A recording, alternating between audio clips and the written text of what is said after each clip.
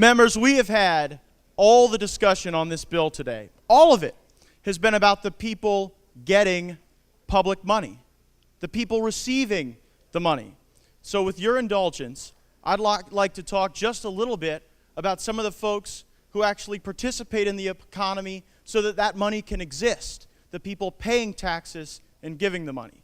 I want to tell you about Tony, a constituent of mine. He's 61 years old, and he owns an auto repair shop. And as many of you know, in a tough economy, auto repair is a difficult business to be in because when folks don't have as much disposable income, they drive a little longer and don't get their car fixed as often.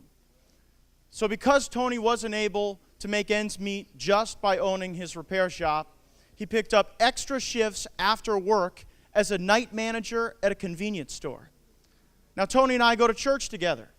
So on Sundays, after service, Tony goes and works part-time for a pest control business where at age 61, on bad knees, he crawls under homes to remove pests. This is a 61-year-old person working 3 jobs. And part of the money that Tony makes, he pays to state government. And then we use that money to take care of the poor. And I bet, though we haven't had this conversation, that Tony would be okay with that. Because, Mr. Speaker, as you have taught us, taking care of the poor is not a Democratic value, it's not a Republican value, it's not liberal, it's not conservative. It is a universal value that we ought to take care of the poor. But we do a disservice to these programs and to these people when we allow money to be siphoned off and wasted to fund the sin of others. Don't ever, and I'm speaking to the members of my party, of my caucus, do not ever let members of the back row tell you that you're picking on poor people. This House, under the leadership of this Speaker, has embraced an aggressive pro-poor agenda. We've funded education. We've funded economic mobility so that people that are poor don't have to stay poor and they don't have to stay in a cycle of dependence. They can be successful.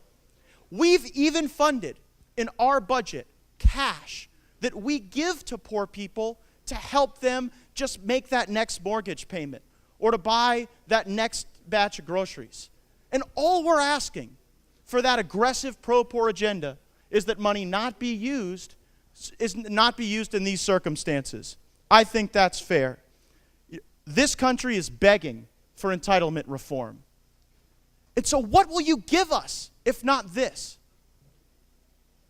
I don't know what's next, but I certainly would say that if you can't agree to this, there's virtually no entitlement reform we can agree to. We won't forget about the poor, but don't you ever forget about the people working and fighting hard so that we have the money to give to the poor.